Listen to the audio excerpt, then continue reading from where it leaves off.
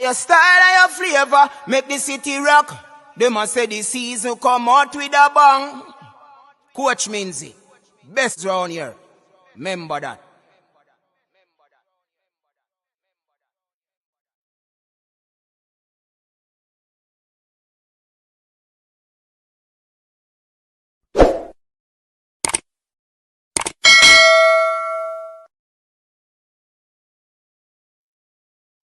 All right, people, welcome back to the show. Welcome back to another episode of From Trackside.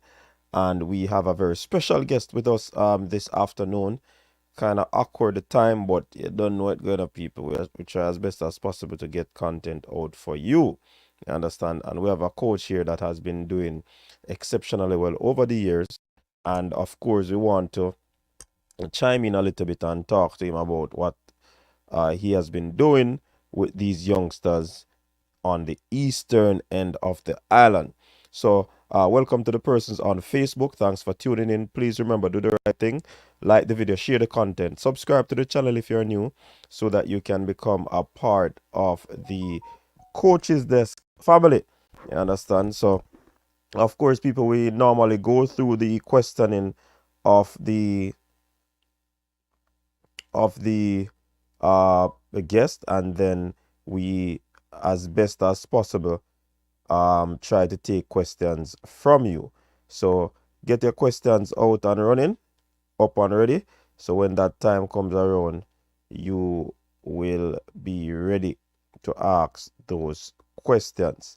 So giving people a few more minutes. The guest is already here, so nothing to worry about. Just share the content, people. Share the video. Share the video.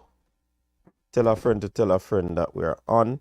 We try as best as possible to highlight Jamaican coaching talents, you understand? Because it is important that people know, say, we are do a thing in the field, whether it is track and field, whether it is football. You get what I say? Yeah, man. So, few more minutes, 30 more seconds, and then we bring on the guest so that persons we can get it up and running.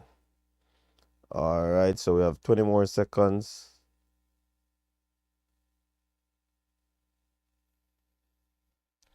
All right, so we share it. Big up to Fresh God in the building. Fresh God in the building, or Capo. Big up yourself.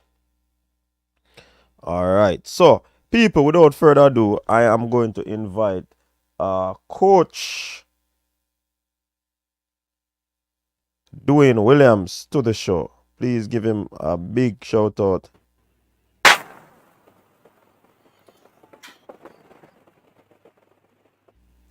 All right, Coach William, welcome to the show. All right, thank you. Good afternoon to all the viewers and well wishers. And thank you for having me here. Yeah, man. Thanks for taking up the opportunity to be here. How has your day been? Well, it has been a very rough day because just get some time at home to do a bit of cleaning and fix up things. Uh-huh. But Okay. nevertheless we have to make time to shed some light on the sport that we dearly love. Yeah, definitely. All right, so let's bring it back to when you started in this track and field career. Before I ask you that though, is it a case where you were interested in becoming a coach? Was it track and field, or you had track and field on your mind from the on onset? No, actually I am a better cricket coach than track. And my favorite sport at the time was football, but I used to play both football and cricket. And I had no interest in track and field, absolutely no interest until I went to GC and was talking to an athlete. So I Mm-hmm. used to go by the track and watch her run. And then I did it as one of my major at GC. And then my first job was at Cardinal High School, and there was little to no resources, no field. They only had a netball court, and frankly, as a PE teacher at the time, I could not be in the school and don't find some sort of a sport to get involved with. Mm-hmm. So, track and field at the time was the easiest thing to do. So, basically, the children running around the netball court for training. And the school had about three staircase. So I used to use that and the staircase for training. No formal gym equipment, nothing at all. And that year we went to Eastern Champs. I took, I think it was about 12 of them, and we scored it was 30, it was about 38 points we scored at that time at Eastern Champs. Okay. So in terms of the Eastern school, do you think that there is a lot of development that is being done or emphasis is placed on the schools in the Eastern from a track and field standpoint? No. And my reason for saying no is that I think the bigger schools, like in the corporate area and a few down, or a few from the central area, I think these schools see the Eastern region as a feeder school to their program. Mm-hmm. And we need to be very mindful that there are coaches in Eastern Jamaica that possess the ability and talent to excel just the same as some of these coaches are. And I think a lot of the coaches in the East are not given the time of the day with the talent, because all of these talent migrates. So what we work with in the East is basically the what lift. Or Brambles. Yes, are the Brambles. And then again, no, when you get the Brambles Mm-hmm. and you start to mold those Brambles, Yeah. then they come at the Brambles again. So basically, it's like in the East, we are coaching to walk, and the rest of the region coaching to run. If you understand what I'm saying. Yeah. I get Yeah. the paradox. Yeah, but I mean, is it a case? Well, I can understand why that is happening. It should not be happening, but because of the cultural setup of how champs is integral, I think the playing field will never be level until people realize that it is more of development rather than winning a championship, because schools pull out, especially the quote unquote top schools, they pull out all the stops to ensure that they weaken their opponents for one, and also that they try as best as possible to win the championship. So you have a point there, but how do you and others in that region combat such a dilemma that is happening over the years? Because it has been happening since a long time. How do you combat? Is there a strategy that you guys put in place to ensure that you bar off all of these schools that are coming just to grab? Well, when I just started, I lose a few athletes, and as time goes by, you get to understand that some of these athletes need love, they need attention, and importantly, you have to earn their trust, and Mm-hmm. then earn the trust of the parents. True. So once you earn the trust of the parents and get them to believe in in your vision, then it becomes more difficult for the outsiders to come in and intervene. They will try because over the years they have tried, and I cannot remember when last I lose an athlete to another school. So Okay. Mm-hmm. so it's earning the trust of the parents Mm-hmm. and the athletes, and you know, get them to believe in you and earn their trust. And that is the route that I've taken, and you know, it is bearing fruit. And I could add to that that also another reason is the wonderful job that you're doing in terms of churning out talents, and they're reaching places even on national teams. But before we go there, coach, let's talk about you moving from Curran Hall in the deep section of well, it's between St. Mary's, St. Catherine and St. Mary, yeah. but you made that switch over to St. Mary High. What was that like? Was it a culture shock for you? Was it a better situation that you found yourself in at St. Mary High School? Well, to be honest, the principal, Miss Dawes, at the time at Coronel High School, she did not want me to leave, but I was working for somebody, and Mm-hmm. the person was coming back for the job, and she could not give me any form of assurance that come September Yes. you will have a job. Mm-hmm. Now, someone called me and told me that there's an opening at St. Mary if I'm interested. So I that was I think it was the Monday, and the interview was supposed to be done on the Thursday.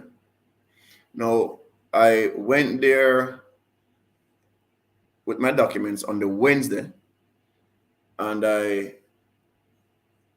when I entered the office, I gave the secretary the envelope with the documents, and while I was stepping out, the principal at the time, Mr. Errol Johnson, called me back inside and asked, what am I leaving here? And I told him that I'm applying for the physical education post. So right there and then he called me in his office and said that asked me a few questions why I'm leaving Coronel, and you know why sent me right. So I just told him basically I heard that there was an opening and I am interested in the position. So what he did right in front of me, he called the principal at Coronel and asked her about me, and you know, and then when he came off the phone, he told me to come on Friday. They're having a staff meeting on Friday, so I did not turn up for the interview on the Thursday because frankly, I did my interview the same day when I went there. Okay. So when I moved to St. Mary, it was a whole different thing because Colonel was very small, and you know, it was like I was lost. You know, based on where I was at compared to where I was now. So you know, it was like a culture shock, and you know, you don't see that many students, and you know, the students that you were dealing with now, they're more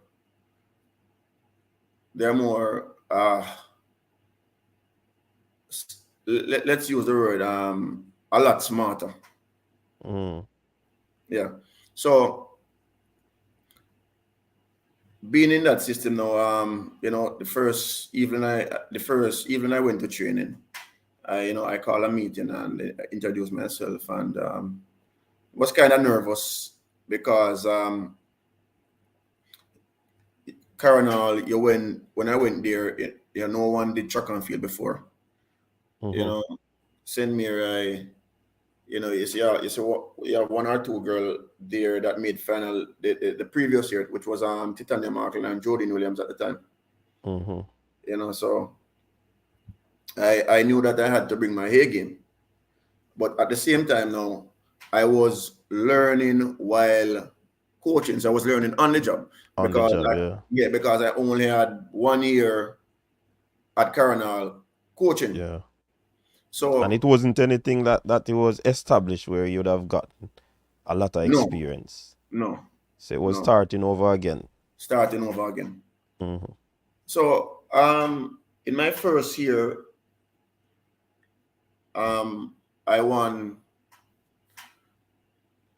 25 medals and 5 trophies.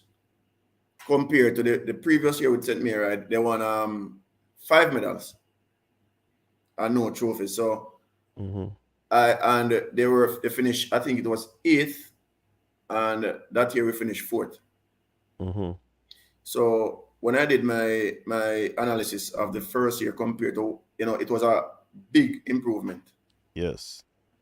So I sat down and got through, look at my strengths, look at the weaknesses of the season. And to be honest, at that time, I had no help. It was me alone. So, well, my friend used to come through a few days. Campbell used to come through in the early stage, for a couple of days sometimes, and plan it out and go back the next year again. I will finish 3rd. But even before that, the principal at the time, after our performance in my first year, he came to me and said, how soon can you win Eastern Champs? So I told him that I can win it in 3 years. And I started to put plans in place. And that was you still learning on the job, right? Still learning on the job. Still learning on the job. So I, start to do a lot more planning now. And the next year, I told her I finished 3rd. And the next year, the 3rd year, I won it. And, that was in 2014. So 2014, January, we had a new principal, Mrs. Juliet Sadar. She came when she came in, she came and hit the ground running. What do you mean by hit the ground running? Because we want persons to understand. Was it a total support from the administration, inclusive of the principal? Was that important in the plans that you made in order for you to get that title that you sought after? Yes, man. All of my success at St. Mary is because of the principal, Mrs. Juliet Sadar. She has been the backbone or the cornerstone of that program. You understand? Her support is unanimous. It is humongous. It is all those descriptive words that you can find to say the principal.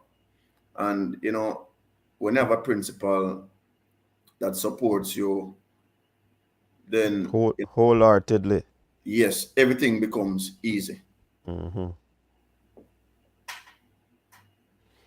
So that journey started with the principal, and then you started. How long after did you win the title, and what was the feeling like in the community where the school is, and the school community in general? Well, as I said, she came in January 2014, and we won the Eastern Champs 2014 for the first time since 1982. And in 2015, I lost over 270 points with the athletes that graduated and are the athletes that move on. Mm-hmm. So 2015, we lost it. We lost Eastern Champs by 6 points Wow. after losing so many points. But you know, a lot of persons on the outside would not have known that. Mm-hmm. But I think we did a great job in, you know, in moving so close after losing so many athletes. Yes, yes. You know, because all that year, you know, would have, you know, so 2016 Eastern Champs didn't keep because of monetary problems. You know, we couldn't get any sponsors. And 2017, from 2017 until, you know, this year, we haven't lost it. Okay, that's commendable, man. Congrats. Yeah, man, But thanks. you made mention of sponsorship that would have caused you not to be able to venture at that competition after doing so well. Talk to us about the sponsorship. With you doing so well, don't you think now it's time for if it's you reaching out or one of these kit sponsors in Jamaica that are currently with other high schools, do you believe that they should actually come and invest in St. Mary? Because you're not only winning Eastern Champs, you're producing athletes that are actually even at the senior level. I can recall a Jodine Williams used to attend St. Mary. No, she's a professional athlete and she had gone to represent the country on multiple occasions. So what's your cry to know these sponsors out there that probably looking past a St. Mary because they're in the eastern end of the island? All right. Stick up in right there. Let me finish. I never finished answer the question about the community. Okay, my bad. Yeah. So the community uh it has been a hard challenge because the field is not on the school compound where we train. And you know, the guys in the community, especially when the rain fall, sometimes we cannot train on the field for days. Mm-hmm. And you have some elders, you know, sometimes who talk to them because we go into the community and ask them, you know, not to play on the field, or if you're going to play ball, don't play in where we train. Mm-hmm. And you know, stuff like that. So that has been one of our major challenge over the years. And you know, I have earned the respect of the school community, the wider community. And you know, everywhere, you know, people say, Coach, where are going? You go down, whatever. But what coach want to hear is that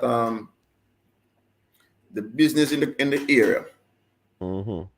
you know, contributing to the development of these athletes. You know, and sometimes it don't take much, you know. You know, so I think you know, I've earned the respect. Now, in the last 2 years, we don't have that challenge now with the field and them playing Mm-hmm. football. You know, because an incident occurred down there. You know, somebody died, so from the community down there, and you know, it kind of kill or squash the even football while we training on the field. Okay. You know, so it is not, you know, bothering to us anymore. But I think the kid sponsors though. Sometimes, you know, I do understand that no one backs loser. Persons want to associate themselves with winners. Yeah. And, if you are not winning, then I don't want to associate myself with you. But at the same time, if you do not have the resources to motivate, to elevate, and to assist you in moving from point A to point B, or from the start line to the finish line so you can win, then everything becomes difficult. So I think, some of these kid sponsors can, probably look into some of these schools and look at what they're doing. If it's even to sponsor a few and not the entire team. Mm-hmm. That would have made that can make a real difference. And what I notice, even this championship, a lot of the smaller schools are expressing themselves on the track or in the field. So a lot of points now are being taken from the bigger schools, and that is a result of people getting wiser and smarter. And athlete retention. Yes. Okay. But you have to remember, the smaller schools believe in development. Mm-hmm. The bigger schools believe in winning champs. So, but doesn't development take place through that process as well? not really. Explain it. All right. You ever get a bunch of a banana you want and you have to blow a scoop, we wouldn't mind it to the right banana. But if you allow the banana to ripe, it probably take a month. But if you get some carbine and put on the banana, ready in a week. Carbine, right? Yeah, man. All right, so leave it right there, sir. Leave it right there, sir. So hold on, when the banana ripe before the time, you gonna tell me say it now have no use to the body? Then hold on, man, hold on. So what's your style now? Now, because you force ripe it, you get eat too early. So when it matters most for that banana now to taste the best or give its best taste, it is of little or no use. So when I move from junior to senior, it becomes very difficult. So in other words, you're stating that. No, hold on. Be very careful. Be careful. No, hold on. I want to see if I that. So yeah, correct me if I'm wrong, man. Are you saying that at the small school, using your term? Mr. Menze. Leave that right where it is. No, man, a good discussion, man. We not fear nobody, man. A good discussion, this, man. Yeah, man. So are you saying at the small school, they deal with development, at the large school, development is not taking place because it's all about winning champs? So, should I deduct from that what they do at the large schools is giving the students, using the terminology that they use, carbine, so that they force them to run fast or force them so that they can be edible, and at the small school, they take them through that long teething process so that the banana becomes ripe. Am I correct to say that?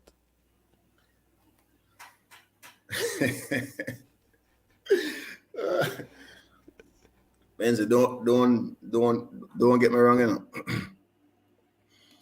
know. You have some coaches at some of these schools that I have great respect for. Mm-hmm. You understand? Remember, we not call no school name, you know. Yes, So man. We're not so calling on him. so nobody can Yeah, implicate yeah, it or implicate me. yeah. So we're just saying. But Mm-hmm. and my reason for saying that still is that you see, you make we go on in a one different. We are talking about sponsorship, and you see, we straight gone in a one different line of argument now. Mm-hmm. That's so that we segue into that. We can't always go back punch up, man. All right, Baba. So yeah, man. I don't know if it's me alone observe it, but um, some of the brightest talent in our country. Um, when you think some of these athletes are going to come out, can be world beaters, Mm-hmm. running some serious times and all of these things, and it few years later when I think the time is now, you know, I don't know if it's a case where they lose interest, um, if they are tired of the rigorous training, or they're calling it a day. But I've seen persons though who used to be champions in high school struggling now at the senior level. Mm-hmm. I agree with you, no. But my follow-up question to that, because I think this is very good discussion. My follow-up question to that is it that the coaches are getting too advanced in their preparation, because you have coaches with the highest level of coaching, which could equate to a PhD, a doctorate, right?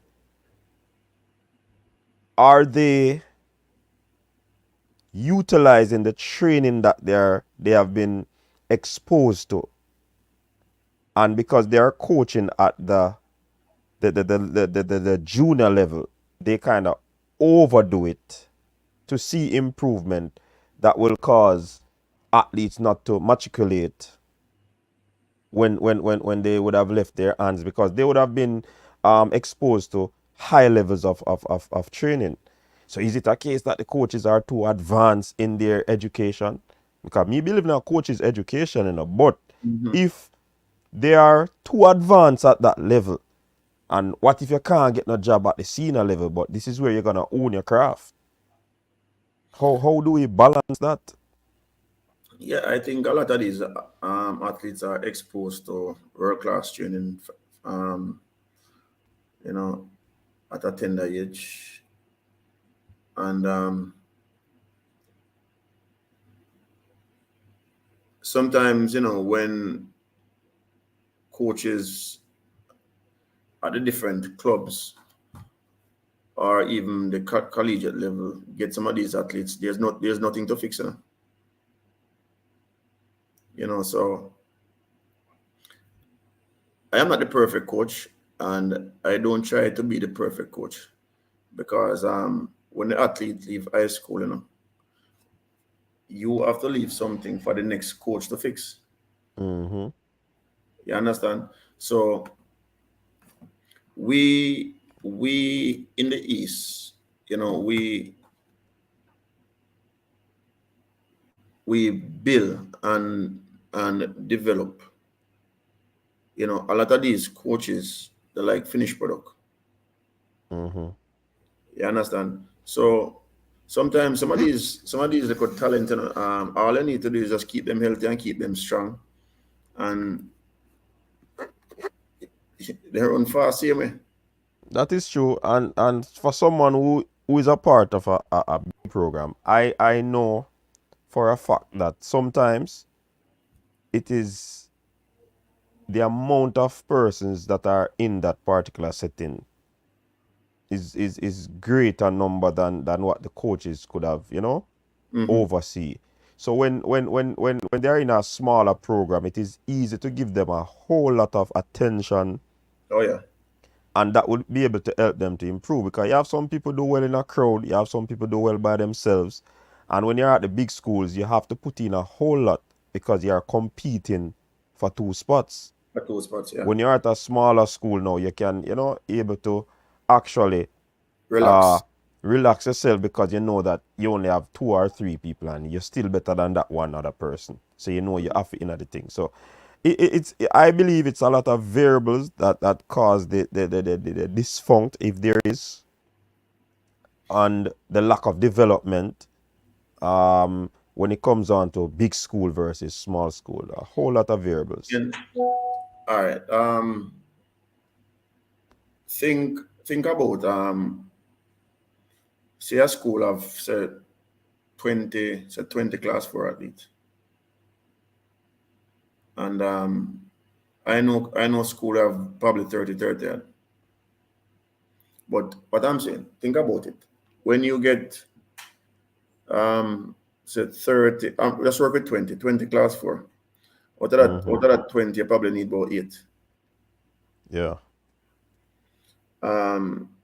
So you leave the next 12 for door. Go on stay up on the bench. All right. No. And that's why I talk about them weak, and even the other schools that are competing. All right. So those other 12 persons, if they had stayed in probably their region or their parish and go to a school that, that have a program, maybe that student would have been the star in that program. Now, I remember a few years back, I saw a girl in one of the days, and I called her over. Her parent wasn't there at the time, so I had dialogue with the teacher. So the teacher told me, no, not this one. This one is going to X school. So I say to her, are you sure she can make X team? And she said yes. And that girl probably run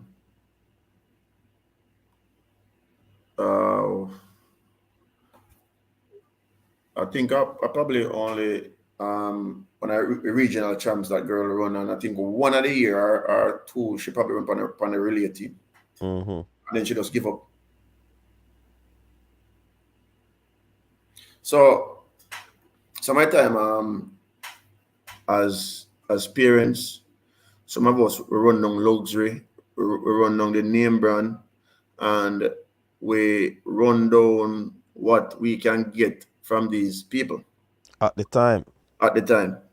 Now you have to bear in mind, that sometimes it comes at a cost, because if you like sweets, they are going to squeeze it back out, They will squeeze it back. Yeah. Menzi,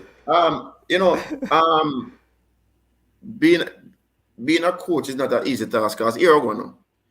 When you have a little girl where I run 13 second or on 12-9, 12-8, and you look out there and you see 10 girl where she and them are going to run. I run on a 12 second and 12-1 and 12 flat on them time there. If you think about it as a coach, so my time you have to say, boy, it make you think like, say, boy, that I forget some carbine, to be competitive. Yeah. You understand what I'm saying? Yeah, man. So if you're not tough mentally and know what you are about, then you are going to get caught up. That is true. Now, some schools do morning training, some schools do evening training and Saturday training. We start training. I try to start at 3:25, the warm up by 3:25, because you have to give them a 20 minutes to change and reach I feel, and but most times I reach like 3:30, and by 3:50 we start to train, and by 5 some people have to stop. 5:30 training done, people go in yard. So I train only from Monday to Friday. The most we probably train is like when we get in a camp, when school, them time when school now keep. Yeah, we train for longer, but majority of the time is like an hour and a half. Some people only train an hour.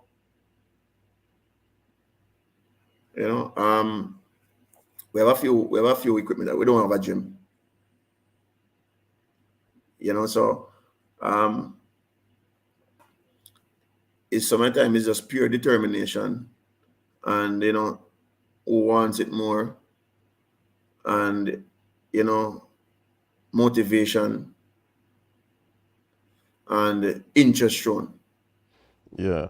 As you mentioned the drill, I still have the questions to ask, but as you mentioned the gym, I saw this comment in the comment section that you can have world-class coaches, right? But that doesn't mean you train a teenager like a pro. They should be pumping weights until class 1. And I have a different take on that. Do you agree with Mr. Errol McIntyre on that statement that he made? All right, so in terms of weightlifting, we do, like, for example, like my class 1 girls now, class 2, the bar, no, class 1, my class 1 girls probably like 5-8 reps with the Olympic bar and 225 pounds. Some can do it, some will do 5, some will do 8. The class 2, the bar with 215 pounds or the 210 pounds. They're about. Class 3 just push up and I will give them like the Olympic bar. The Olympic bar. That's about it. And squatting. We have a leg press machine, but nothing heavy. But mostly the lifting start with class 2. So class 2 will lift probably like 45 and 30, about 75 pounds.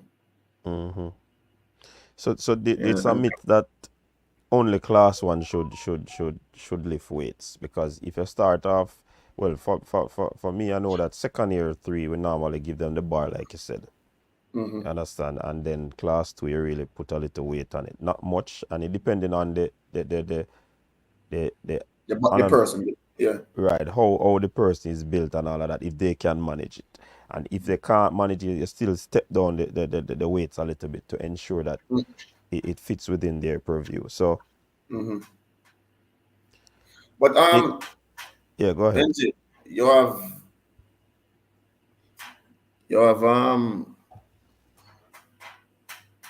no, what we use a joke to some other people, Yeah, I know. I know that one. Thing. And you have some schools that go twice a day too, in terms of the training program. So yeah, that's what I'm saying. Right. Yeah, some the morning and evening training. So like one of the time,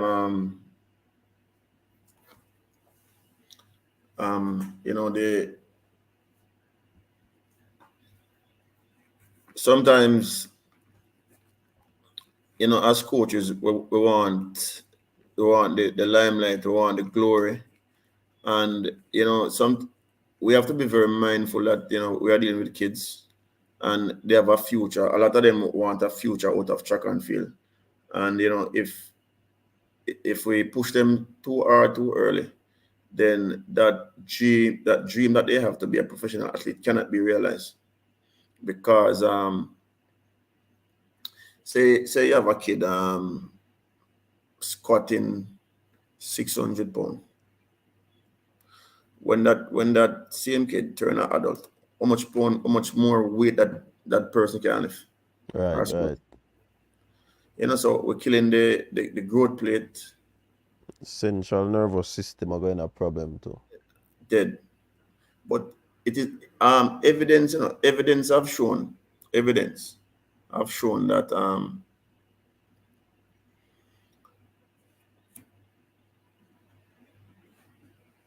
it is not working with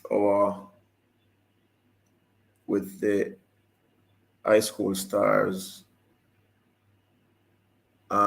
when compared to the senior stars. Hmm.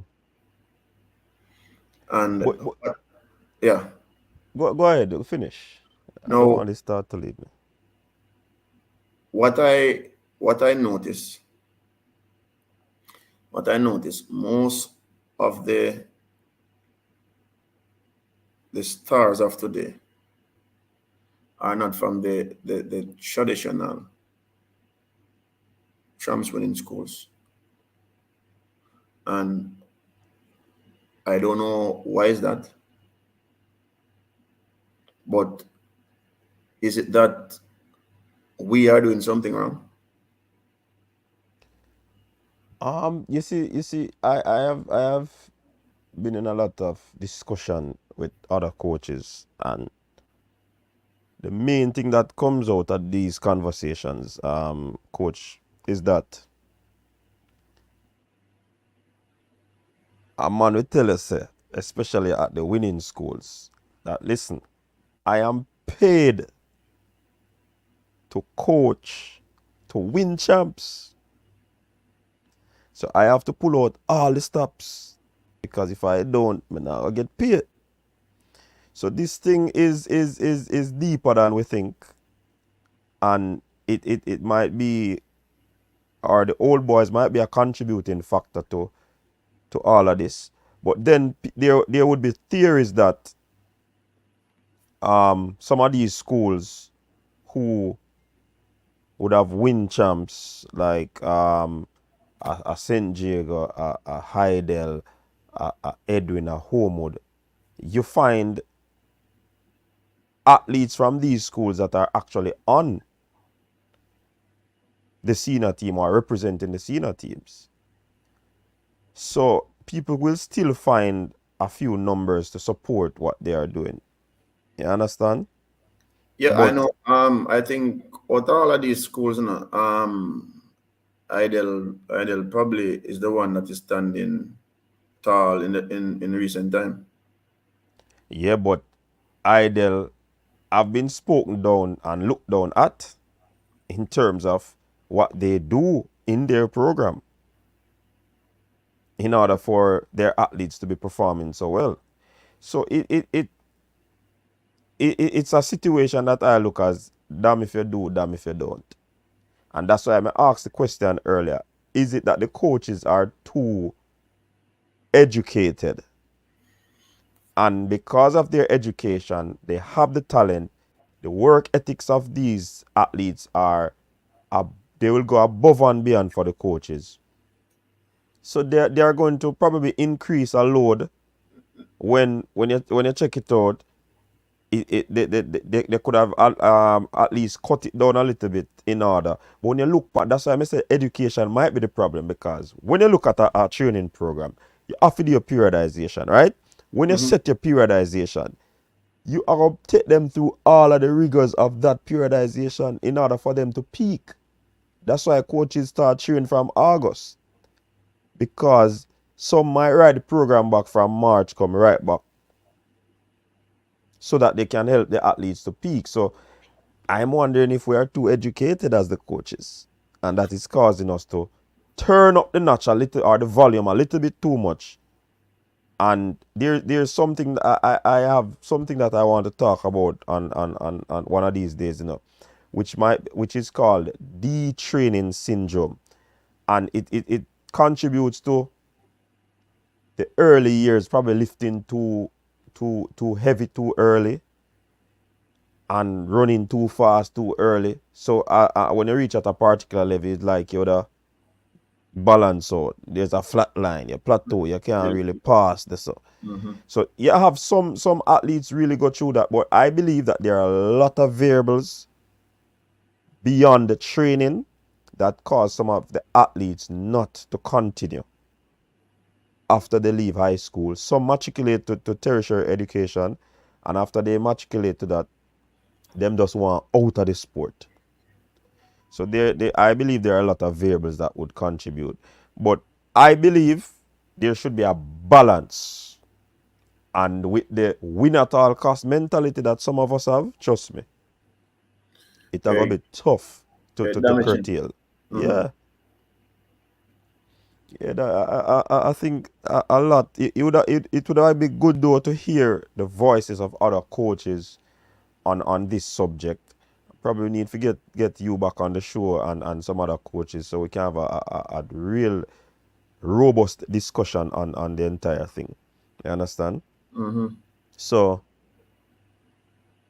moving on from that conversation, I think it was interesting, but we know you're a man that has other things to do, so we don't want to keep it too long or extend the time. Can you tell us some of the athletes that you'd have prepared, that you'd have seen move on from champs and then possibly into the national team? Jordan Williams. I think Jordan went to Carfta, CAC, Earl Juniors. She went to 2017 World Championship in London. Titania Markland would have gone on to the Carfta Games also, CAC. Shania Powell would have represent Jamaica at the Carfta Games though. Shania Powell, Abigail Scarf, Glacian Lutin. They also went to the Cayman Islands Carfta Games 2019, and no Dalia Fairweather. All right, talk to us about Dalia. She ran a wonderful race at the Carfta, recently concluded Carfta Games, and won herself a medal. Talk to us about how did it come about with her entering into the sport. And I don't want to forget this question, so I'm gonna ask you. So if me not remember, at least it was thrown out there, we can always recall it. Which event do you believe is your strongest event? Because more and more I see where St. Mary's doing well enough, but I see like on the middle distance side of things, you're churning out a lot there. But answer the question with Fairweather, and then we can discuss that part. All right. So Fairweather is a very unique person. When I mean unique, very unique. Now, last year, she was registered for champs last year, and because of her laziness, and she was doing absolutely nothing in training, I decided not to take her to champs. This year, she came back with the same mentality, and up to December, she was doing nothing in training. When I mean nothing, the training program out of 100, she would have done like 25% of the program. And in December, you know, we got invitation to a meet at Calabar. I think it's about 6 schools, and you know, I met with my coaching staff, and most of who on my coaching staff would have been persons that I would have coached. Yeah, so you know, you get them back into the system to come and assist, and you know, they're doing a pretty good job. You know, so we have to big them up. You know, Jaron Barrett, Tevan Thomas, Everton Taylor, and I don't know if you know Mr. Silvera. Probably you might know him as Sachs. Yeah, but you know, these guys, you know, makes my job a lot easier, and you know, kudos to them. Anyway, so we were going to the Calabar meet, and you know, I wrote down the names of the persons who I was going to take to the meet, and you know, and I showed the guys, and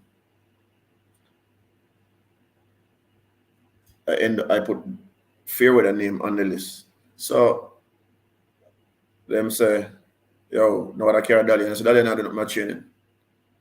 And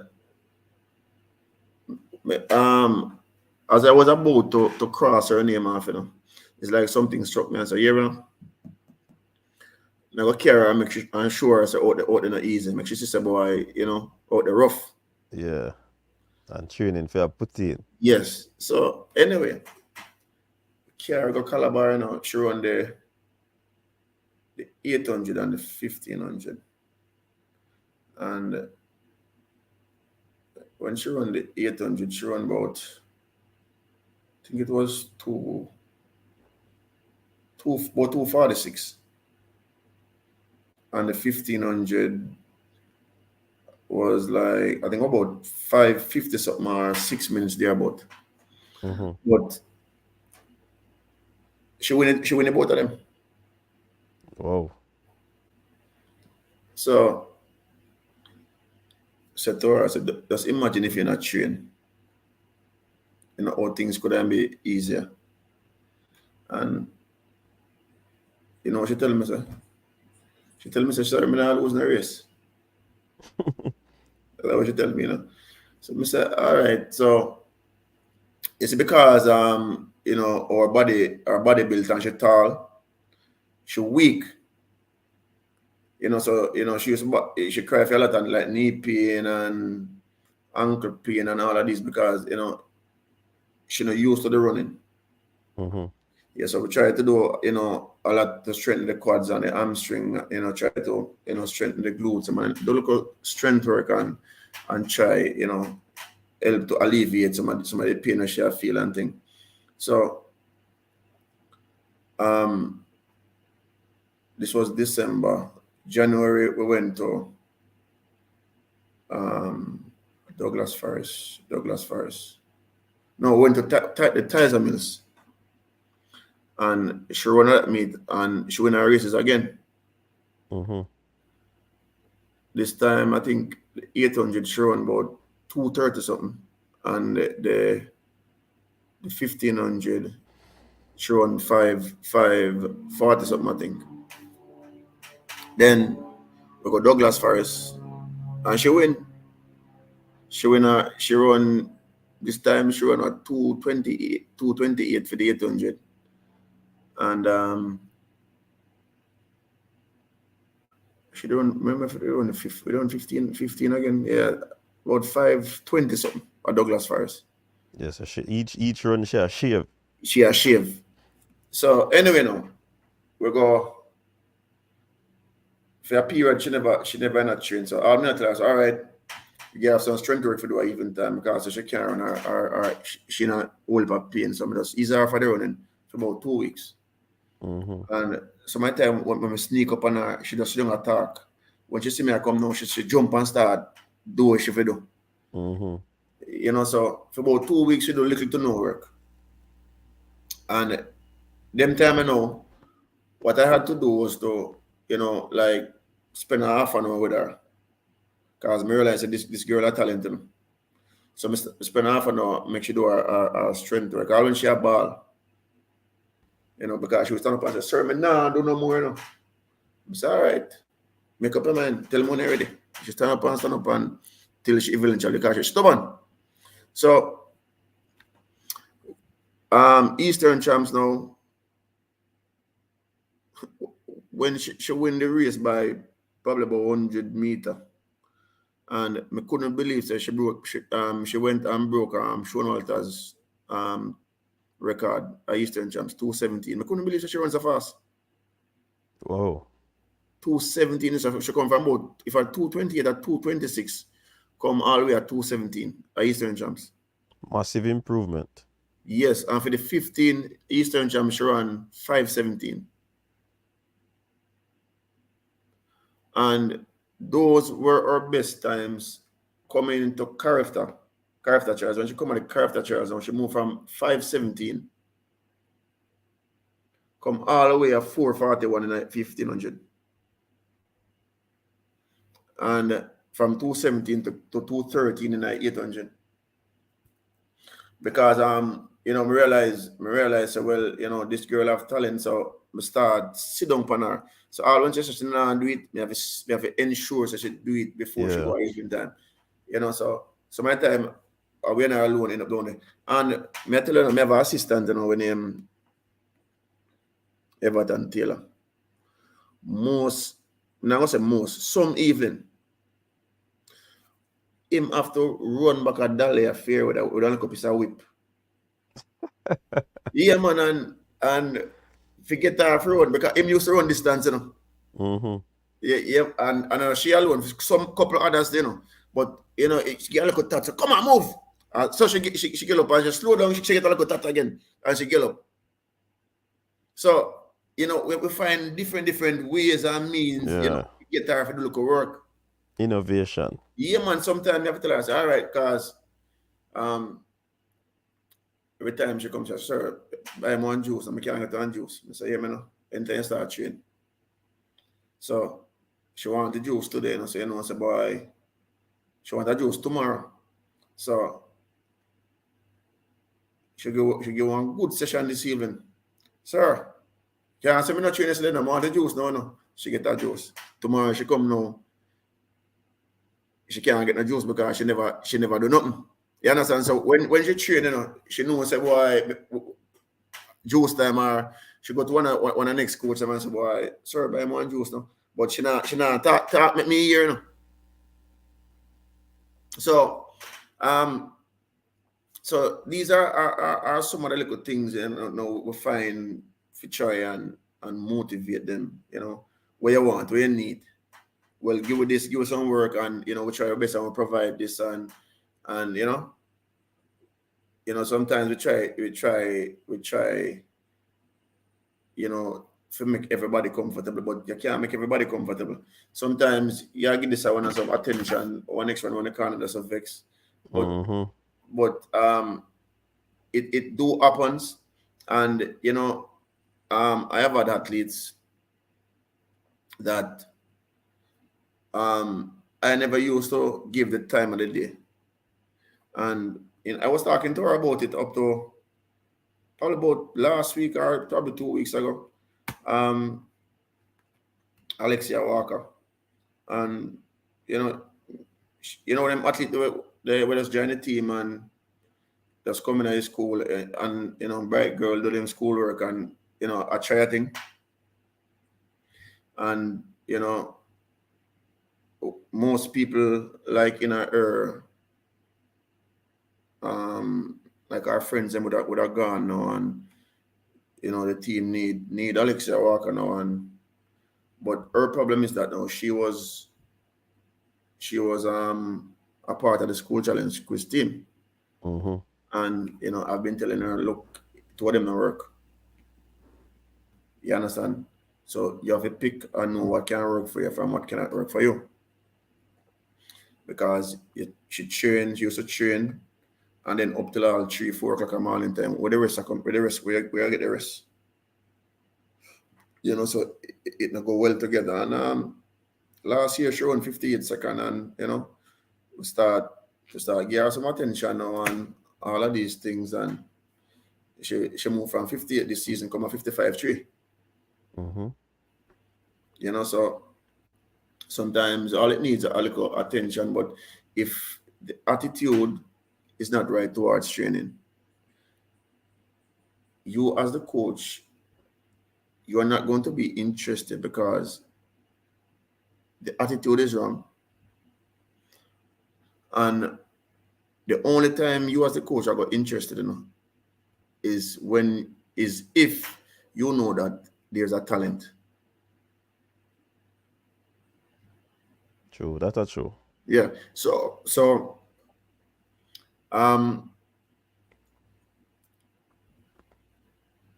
at times we as coaches we come under a lot of criticism.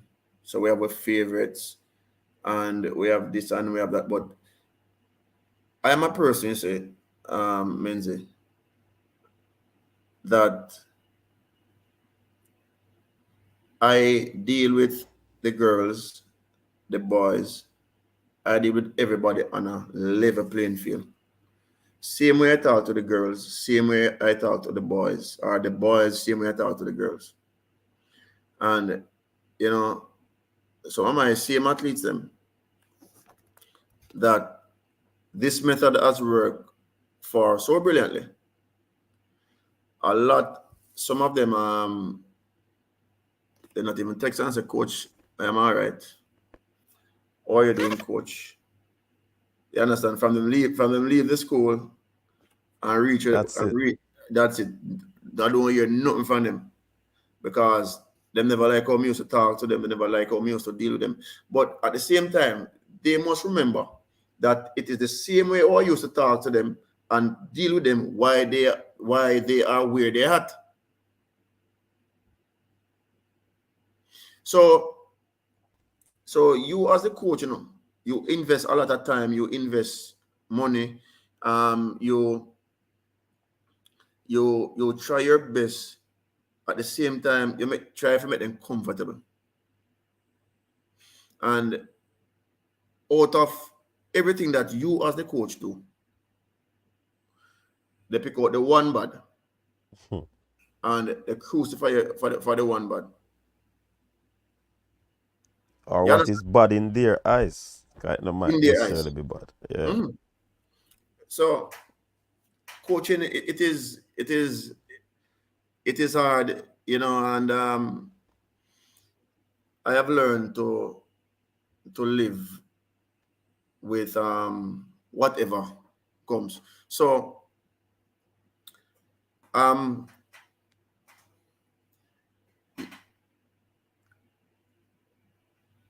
my thing is that do what you can do to help them, and anything after is bonus. Yeah, that is me. You know, because when I always tell them, you know,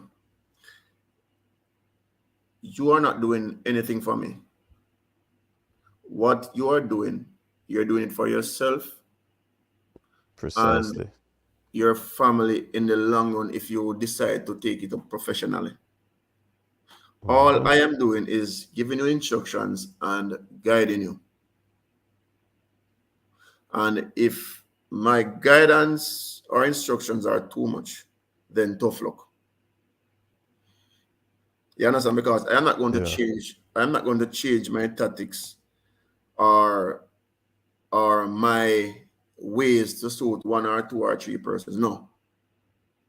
It has been working and I am not going to change that. So for all of my athletes that were watching,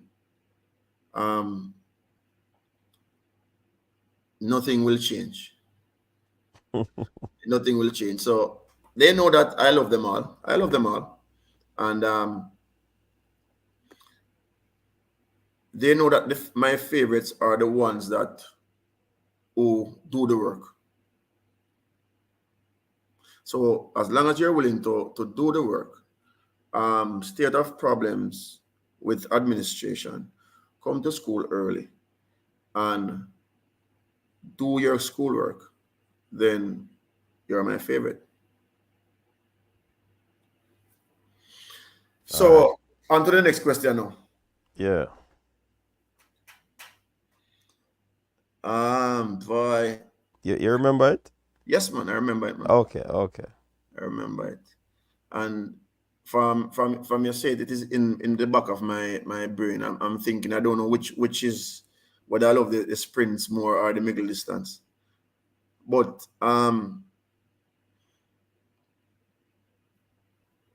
if I get if I get someone if I get someone who is willing to run, I can turn that person in a you know in a very good 800, 1500 runner. I can do that. And when Fairweather and others, because there are others, there are others, you know, realize their true potential and talent. Yep. They're going to be very dangerous. If Mendes, if Fairweather was training and Fairweather could have run probably about based on what she did. And if she was training, she would probably run probably about 426. Yeah. Yes, man. Now we have someone him tell us she not do no work, talent. But at the same time, um, we have to just allow her to work in, because eventually, a time will come when, things get difficult out the road, and you have to do the work at your yard in order to get better out the road, for things for you to get easier out the road. Mm-hmm. Yeah, because man, a time is going to come on when, persons, are gonna lift them game. And if you not lift your game, you're gonna dead in a show. Yeah, definitely. But to be honest, I don't know which is my favorite or which me prefer. But the mindful the middle distance is a lot easier though to coach. Mm-hmm. The sprints is very technical. You understand? And so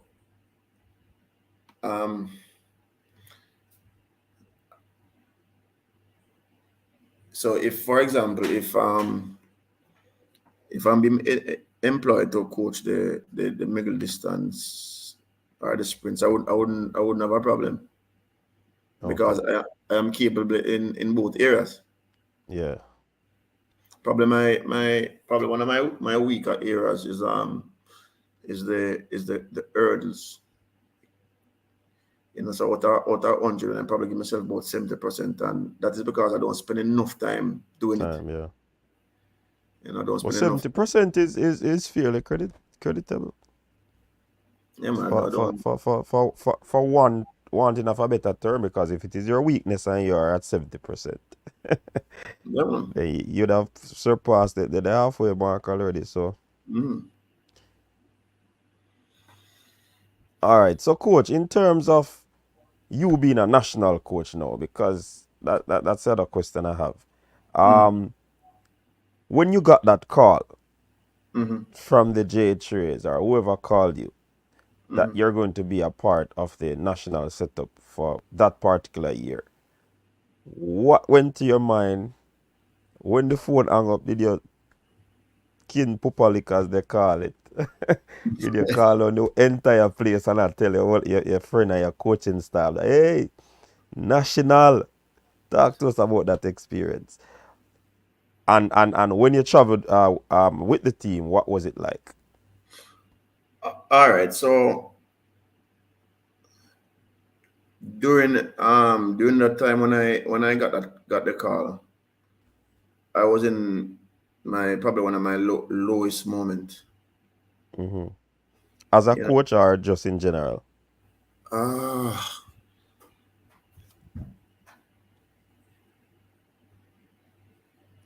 well, it has to do with coaching. Mm-hmm. It has to do with coaching, and so all right, let me share a bit of it. During that time, it was in the we were getting out of the COVID era, the post-COVID era, right? Mm-hmm. 2022. And you know, there were persons out there trying to ruin my character, my credibility, my integrity, and my myself as a person. And at times I was, down thinking all my intentions are, is to help the kids to elevate themselves and get them scholarship and move on. And Mm-hmm. you have people out there, was trying to tarnish that reputation that I've worked so hard to build. And it was just a down moment for me. And in my lowest moment, I got that call, and that call changed the whole situation, emotionally, psychologically. you know it was something that changed my whole scope, my whole view on things. Because then I remember, um someone saying to me long before that, them said, "I had the monkey climb, or the more him exposed." And then someone send me um a book cover, way back book cover, probably Alicia probably have that book. Right, Alisa? Probably she has that book. She- The book is like that book cover. You have the white man, a push up one white man in a tree, mm-hmm. and it's the black man. Instead, the black man, I push like the white man, like in hold on upon the black man, and I pull him down. Mm-hmm. You understand? So, but I realized that instead of the people around you in your community trying to push you, and say go on a road, me like how you do. Yeah, be very mindful though. You have persons out there who wish me well, and if we coach, boy, me like how you go on and rare. But you have others who have never said anything like that, not even congratulations. And these are persons who you see every day. No, you know, that's why when I reached that so when I left here, I went to Kingston and meet up with the team and this and that. And that's why I have to rate Corey Bennett. Corey called me and say, "Williams, you're my right hand man,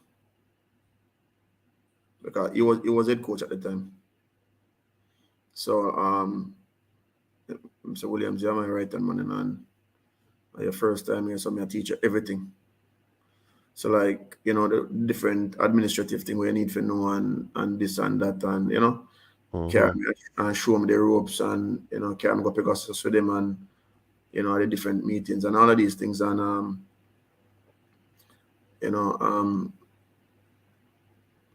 so my role was to assist him with the sprinters and especially the females like the relays and stuff like that and hurdles them to a lesser extent, so it was a good experience and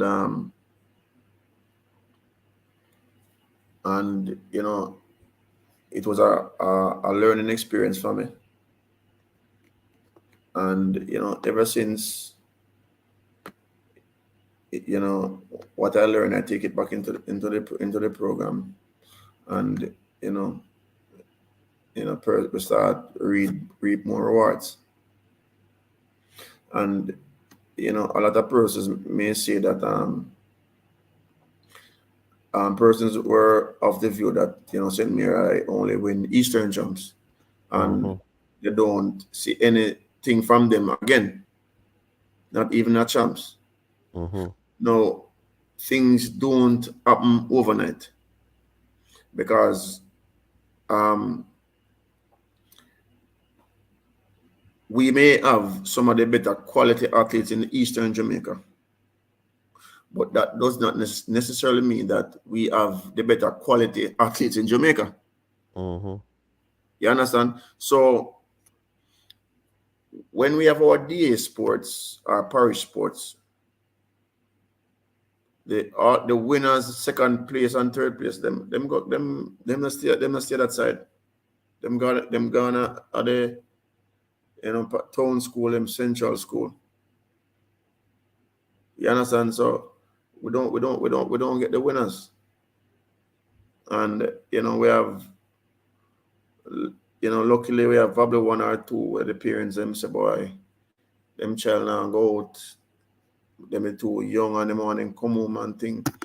And them stay and them never do well at first year, fourth, class 3. See, like a Kalisha Bell step up now and you understand? So we had Tiana Rooms, Sheppy, and all of these persons, Alexia Walker, and Rashid Grant. So, and there are others, so these persons are there from day one. And, some persons just decide to boy, them are hold back, them not train and like a Rihanna Dennis from class 3 156. And she thinks she reach at that time. And for 3 years, every evening she has some foot problem, somewhere pain her. Yeah, man. Last year 58 Toronto champs last year, 58 last year. So when she done, I said, look, you have to make up your mind, So tell me now, all of this time you tell me say your foot a pain and then like a thing in a pain and wait. Tell me the truth. What happened to you? Anything in there? No, sir. So I said, Tora, hear me now. Is either you're in or you're out, is either you're train or you go about your business. So this year she can't train at 54 she run. So sometimes, we as the coaches, sometimes we need to spend some time to understand some of these athletes. But sometimes when you have 60, 70 athletes that deal with it, very difficult. And you don't have a very big coaching staff. So the athletes themselves that expect you, the coach, to know everything about them, and it's not possible. Because sometimes when they are training on 15, somebody call me one time. You understand me? You don't need that to confuse. True, man. You understand? We short staff, but you know, remember, we want the principal said we have to win. We have to win Eastern jumps. So we have to have at least 170, 75 people in a training, at least. Yeah. Okay, you have to have the spread to compete in all events to win. All events, yeah. You understand? So it's difficult. And see Grant come and win a medal, and you know him a one for the future also, you know, because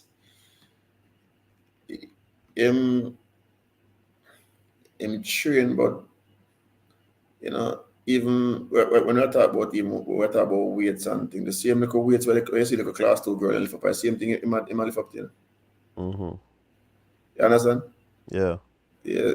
So it's just a matter of, you know, development. You know, give him time for making it grow, and as you know, as him go along. I remember I have 4 more years in high school, you know. Mm-hmm. So when I get a youth now, yeah, and you are forcing for run fast now. When you go up a class one, I'm mad. That's why I say these Carbine. yeah, no, it can't buy a class one, you know. No, it no work. No Let me man. say him get the carbine from early. Yeah, man, them I forget the then I say, yeah. So But coach, I have to commend you though, you know, because me know the terrain of St. Mary. I would have call it one of my place too. Seeing, and we know say when a school time rain will fall every day at St. Mary. I talk about that, man. Seeing, and with the short staff that you have, with the limited resources that you have, and you're still doing what you're doing in terms of athlete development in that parish, it's commendable. And continue doing what you're doing, man. Is a big deal, trust me. And you might seem like you're discouraged sometimes, and you know the wider society now see what you do, because them, you know, oftentimes coaches are looked down at, you know, but them not really see the work what the coaches them put in on a daily basis. But your community know, your school know, even though everybody in a those two situations that I call out, no really I support you, but you have to just understand, so you have to just continue to do, because you impact people internally, in the team, and externally. So continue to do what you're doing, man. It's a big deal what you're doing, and trust me, for the J3s to recognize that and put you a part of the coaching staff, it is a big deal. Now, moving on to the performance from your athlete at Carifta. How did that feeling, or what was that feeling like when you realized that she touched the track and probably with 100 meters to go, 50 meters to go, and you know that the gold medal had come up, you know? What was that experience like for you? Why Menzi?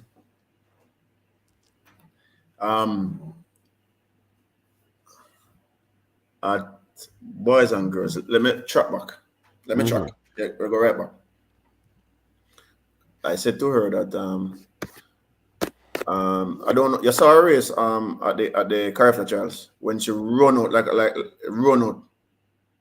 No, I never watched a Carifta trial race there though. All right, at Carifta Trials, she was like about some 70, 80 meters at the park. She just run out and just a run.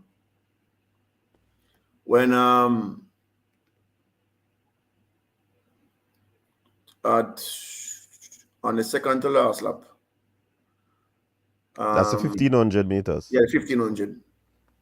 Reynolds, Fowler, and I don't remember that next one from Edwin.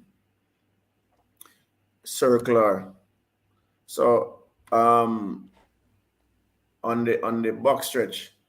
So we shout out to her from the from where I was standing. Stay with them, Dalia, stay with them. And because I knew that, based on how she went out, she was going to get caught and she's going to pay dearly for going out so fast. But, after when I shot her and with about 600 meters to go, I realized that she was behind the three of them, same way. So, when the bell sounds, she pick up with them, them gone and she go back at them and I say, wait, look like Dalia have something left, man. Up on the back stretch now, probably about 300 meters now, the girl them kick. And I showed her, go with them and go with them, go with them. So when me say about 90 meters to go and she go up on the outside and go like some boop. I run up and down in the stadium when I'm betting. Boop, boop, boop, a bus on shut up. Hey, me say, I feel him. Hey, that was probably one of my happiest moments for a very long while. Yeah. Yeah, man. One of my, and it was for more than one reason, because I know her background, and at the time she didn't understand what she has done, and because my instructions to her, I said to her, Dalia, you want to go foreign? You want to go up on the plane? She said, yes, sir. She said, yes, sir. So I said, all right. Up to this point, she hasn't lose her race. I said to her, I said, all right, all you have to do finish second. Notice me never tell her for winning. Yeah. I said, all you have to do finish second and you go up on the plane. And boom, she finished second. So when you come at champs now, me look all the rest of the girl run and I said to her, I said, look, at 400 meters, you're not going to go so fast. But at 400 meters, pick up the pace and draw them up and draw them. And at 400 meters, she run a back eye pack. So she run the race opposite, like how I tell her to run the race. So when at 300 meters, when the rest of the girl them kick and gone, she still come up the line or try to catch them back, but it was too late. And she fight and run and go deep and get third. So anyway, at the Carafter games, while I was taking over to Kingston, when I thought about the race. And I tell her because Reynolds was the favorite. And I know that. I said to her that look, she's going to move right here. So anytime she move, go with her. And if I go with her, you win. Because I know that she never have the foot speed where she have. Yeah, she faster than her. Yeah. So for the first time, she actually listened to me for how to run execute the race. So anyway, I was talking to my good friend Alice at the time when I get the text that Dalia is going on track. So I said to her, look, if we talk to you later, because Dalia go run. At the same time, I was in Ocherios going to one of the vacay weekend parties. And I drove into the parking lot and tune into the Sports Max app and start to watch the race. And Virgin, may I tell her, when Mr. she move with her at the 300, me say, yes, that moment. Then me and Ricardo Chambers said, fear with her now, and me say look most, because the car never in a park or not, me look most me press gas and go man. Go out I car, go out I park and start the job. Yeah man, and thump his car, man. Yeah. Yeah man, it was a very heartwarming feeling. You know, I watched that race about 10 times. The same. The all night part, all of them did on the beach side, me watch the race. Yeah. Yes, man. It's like when you know somebody can do something, but Yeah, man. the person is just shying away from what can be done. Yeah, so greatness is there, and it's like you have to make them know, say, yo, the greatness is there, no man. Just work with the program, no man. Exactly, yeah. Yeah, man. But it was a very, very, very good feeling, man. Good feeling. Me post it everywhere. Everywhere me post it, man. Yeah. And Everywhere. and people might see your post that and think say you show off, but them don't know say at the hard work and to see the result, that is why you're That is what. highlighting it. And I Yeah, am, man. and also, to encourage others Yes. that, this is a girl from a deep, deep, deep rural community. Comes from out of nowhere and, bring home a gold medal. It's a national medal. Oh, you mean, man? A I, big I feat, look, that, man. when I pick her up from the airport, not from the airport, from the J3 office, Mm-hmm. last week Thursday. I said to her, the significance of this medal, and she look left and she look right, like she said, what me I talk about, and then she said, no, no, sir. I say, you know what this is saying to you? This is saying that you are the best athlete in the Caribbean in your age group. Mm-hmm. This is so significant, and no, I cannot recall no one that has won a gold medal for St. Mary High at the Carifta Games, an individual medal, because I think Glacier and Luton, she had won a gold medal on the 4x1 team. Mm-hmm. Yeah, and so since I am there and years before me, that is how significant it is. That this is what I was sharing with her. So you know, so you will have to defend this title next year.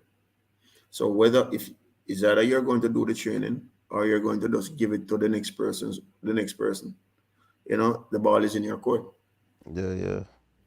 So one thing I know though, coach, is that when most times these athletes go up on the plane, and represent the country, once them put on a national gear, there's no turning back, Well, no turning back. So I hope that keeps her motivated, and go out, so she can go out and put in some even more incredible performance for herself and the school. You understand? Because sometimes they don't really understand, say, you put them in these things, they are getting even more highlight than you as the coach, exactly. But them not look on it them way there. You understand? Hmm. So it's a joy to know that the parish, and as Mr. I know the terrain of the parish, how it's set up, very impoverished parish, not a lot of wealth in the parish. Rain, all of them thing, the industry that was in that parish, it kind of break down. So for you to be doing this, kudos to you, man. Yeah, man, It's incredible not. job. It's not an easy road, as Butcher Bantan said, it's not an easy road, Mm, because we have challenges with the field. Even right now, we're preparing for pen relays, and we can totally use all of the field because when it not wet, when it get too much sun, it's all I start crack up. crack up, yeah, because of the soil type in St. Mary. Yeah, man. Yeah, it's just start crack up, and our field needs a retaining wall. So the land in the Highgate area is it keep on slipping. Yeah, yeah. When I just went, we could have 8 lanes around the field, probably a 300 truck, 8 lanes, and now they can get 5 lanes around it. So Wow. it keeps breaking away. Serious. Yeah, Yeah. it keeps breaking away, and we have been lobbying, we have begging, we have been asking, for assistance with the feel, from some, we have written letters and all of these things, and nothing has been done. So I just try to ignore those stuff and look at the positive they are here. So let's try and get some work in. And it's very it is not easy, because we have to come up with very innovative ways to try and get some work done. Mm-hmm. We have been blighted. As I said, well, as you mentioned about the weather, last we get about 2 months out of rain straight, and which force us to go on the the concrete or the road, and it severely affected us. Shin Oh yeah, splint and all of them thing there. Yeah, yeah, man. man, a lot of shin splint, knee pain. So if we had a good feel, you would have seen, and better weather, you'd have seen a lot more, a better, a lot more better performances at champs.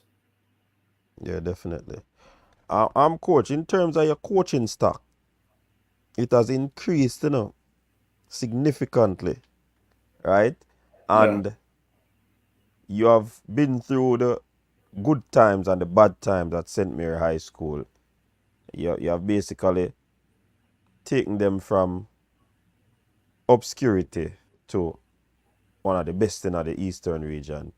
And you have had athletes that you brought to the high school championship that really a step up the game. With all the struggles that you face, if you were to get a call from one of the more traditional high schools to come and take over the program, would you venture on that journey? If you don't want to answer, that is fine. But that is one of my questions to you. Benzi, ain't easy, You know, say ain't easy. Easy. A part of the work, man. Um, As you think about it, big up to Wendy on that super chat. Bless up yourself, Wendy. Appreciate it. Yeah, man. right now,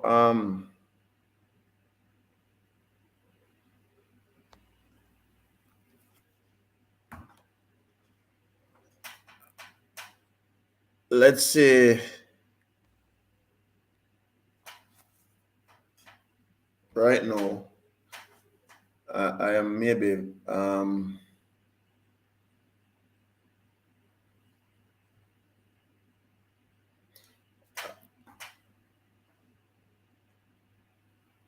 well, the confidence level that I had of um not moving from St. Mary back then, maybe shift somewhat, Mm-hmm. and because a number of reasons. But for now, I am I am where it is. I am right here for now. Okay. Yeah. So, but it has been a good journey. It has been a good journey, and I I wouldn't want to run from something that I have built from scratch, Mm-hmm. and because now it is in a stage where it is bearing fruit, and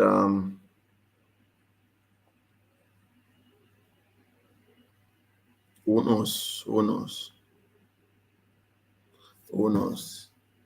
But I am committed to St. Mary High right now, Mm-hmm. and that's my my playground, and I will always say faith and courage. Yeah. Yeah. Hey, a particular athlete, I'm not call the name. Some people who know about it are gonna know. It was asked a question, similar question about other clubs, and Yeah. the answer what the person give was kinda wobbly and shaky that people can deduce from it that, them it Mm-hmm. might harbor thoughts of leaving. But you answer that question there, bring up Mm-hmm. your badge and thing, trust me. Yeah. Any doubts and thoughts that person might have, that would have kick out through the door. You understand? So Yeah. Man. big up yourself. If you weren't a coach, what else would you be doing? Ah, maybe, maybe. All right. So through high school, I used to play cricket and a bit of football. I was very good at football at a younger age. Cricket was my passion. I captained my under 16 team and Eddie Cup team when I was in grade 9. Mm-hmm. At grade 10, I started to play club cricket. Used to play for basement. Me and the same Gib Williams used to play in the same team. Gibbs Williams, Arda Yeah. Sampson, Danza Ayat, and a few others used to play in the same team. And when I went to Money College. Yeah, I went to Money College and did my diploma in primary education. And then when I went there, I started captaining the team as a grubman. Mm-hmm.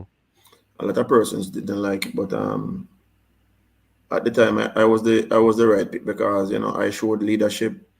I turned up for training early, and I gave some advice, technical advice, when it was necessary because I had a great high school coach, Ferran Edwards. Mm-hmm. Yeah, man, very good cricket coach. Which high school? Guys in high school. Okay. Uh-huh.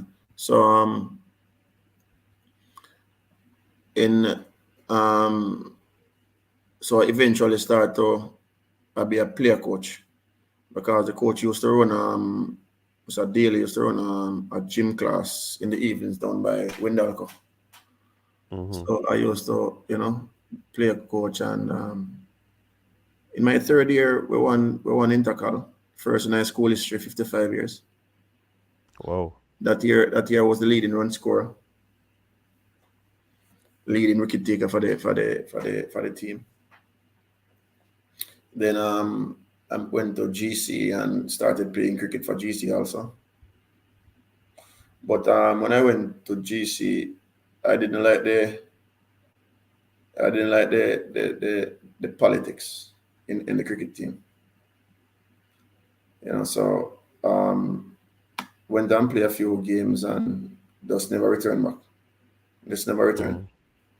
Mm. Okay. So I just leave it. So um, growing up, I always wanted to play sport. Being a teacher was never in my books, not even my wildest dream.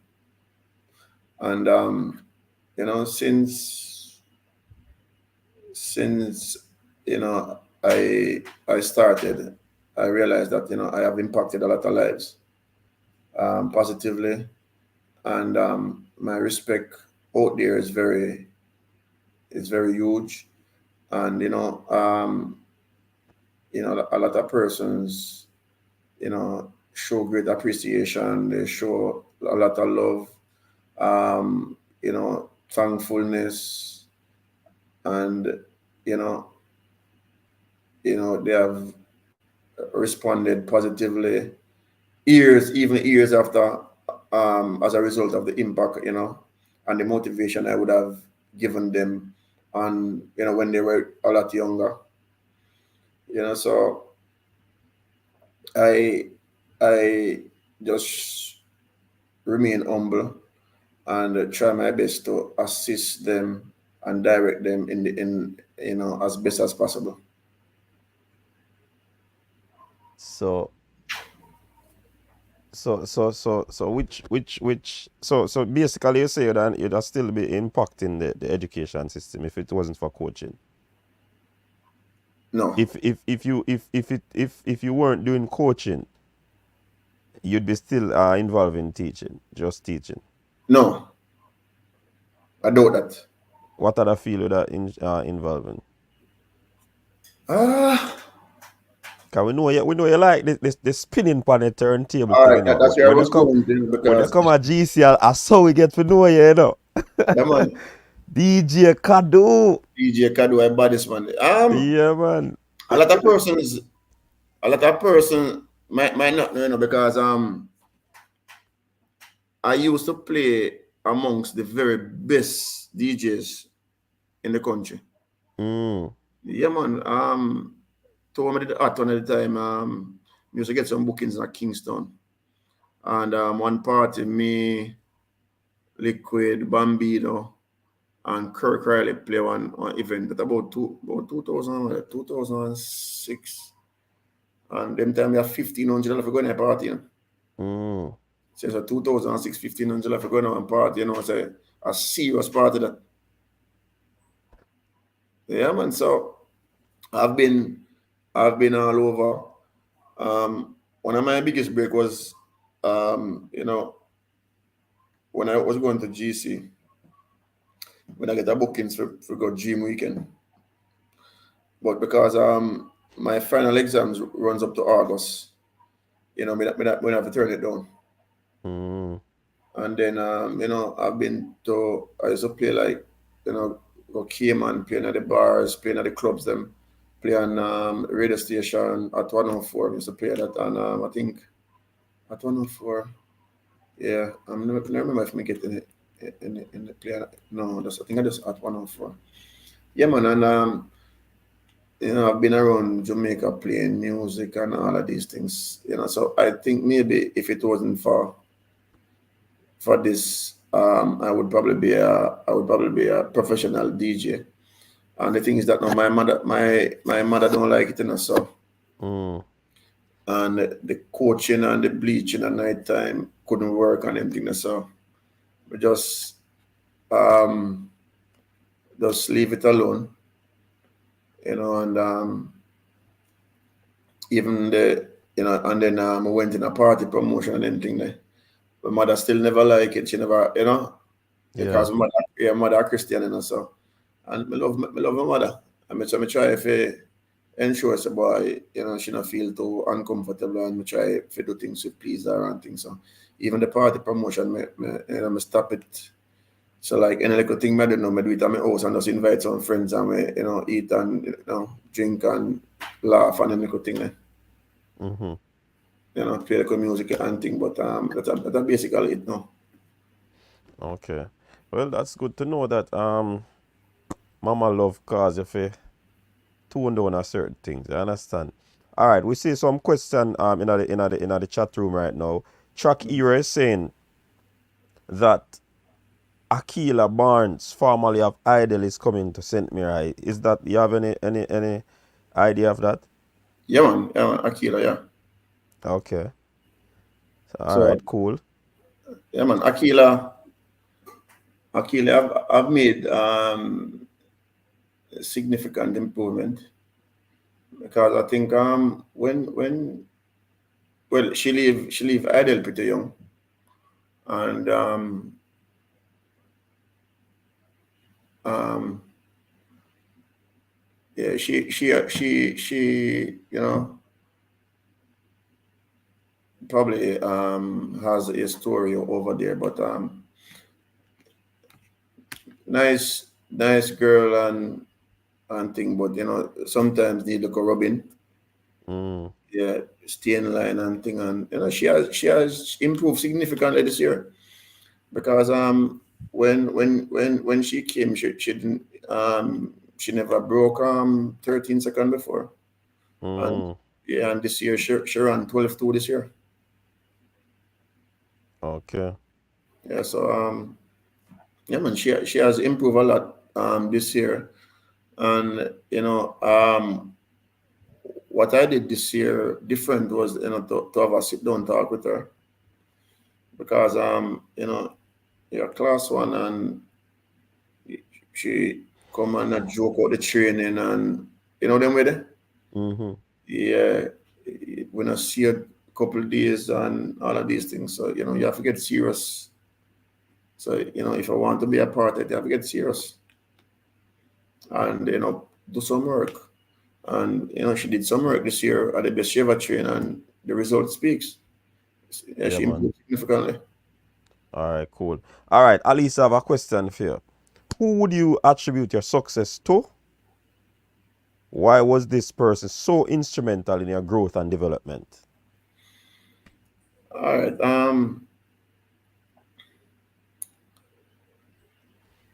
Two persons. Um, I I talk a lot with my mother, and she's a praying mother, and she, I talk to her about a lot of things. What is happening in my life, what is happening at school, and everything. But that is on the phone. Now, Miss Juliet Sadar, the principal at St. Mary High, I would give um, all the credit. And I think my coaching staff share the same sentiments. Um, she's like a mother to me. And our relationship, I think, caused a lot of persons at the school to get upset because we are too close. Yeah. And, so a lot of things have been said. But when you have a boss and she appreciates the work that you are doing, she support you in every way possible. Because if I have a problem, I can go to her, sit in the office and say, boy, miss, this is happening. And, she come up with a million different ways or reasons to say, boy, this is how it is, Mr. Williams, this is whatever. And whatever the team needs, and I go to her, she, in her capacity as a principal, make it happen. She find it. She not give no So excuse. no, she not give no excuse, and she not say no. If it's a case where she's supposed to say no, that lady is going to say, boy, Mr. Williams, I don't think that can work, and she show you 1,000 ways why it can't work. And you can understand. But if you go into a principal office and you put something and they say, no, that's not encouraging. That is not encouraging. So Yeah. this lady, she come to the field, she come and she meet the athletes them, she talk to them, she motivate them. And so one of my things is that now, because I am getting her support, I have to give her my 150 or 1,000 support. So I tried my best to run some rigid rules with my athletes, so they cannot afford to get in any problems with the school. Yeah. So They have to walk. so when you said that now, it wouldn't be like there's a favoritism towards the athletes because you would have Exactly. established those sort of Yes. governance. Yes. So stay out of trouble. Now, a teacher now, I will look for my youth now after training for 7 months. Yeah, I train for 7 months and I go to champs next week. And the teacher will come to me and say, boy, say the youth are carrying a champs though because disrespect her. So remind me if one of my athlete disrespect a teacher, that athlete would have disrespect me too. Right? No, that is one of my law or rule. A teacher is a teacher. Now, my thing is that now, why, if that student was, if that athlete, let me put that athlete, was a regular student, what would be his or her punishment? Mm. Now, do not punish my athlete because he or she is an athlete. Punish them because them is a student. Student, yeah. So you are telling me that now, if the athlete was a student, you then tell him saying he can't go on a champs. So anything any of them do, you now do this and you now do that. Punish them like how you then punish one regular student. Regular student. You can't tell me say eh? So there's a pushback because of that then. Aye. You can't and me only will tell you yes, you know.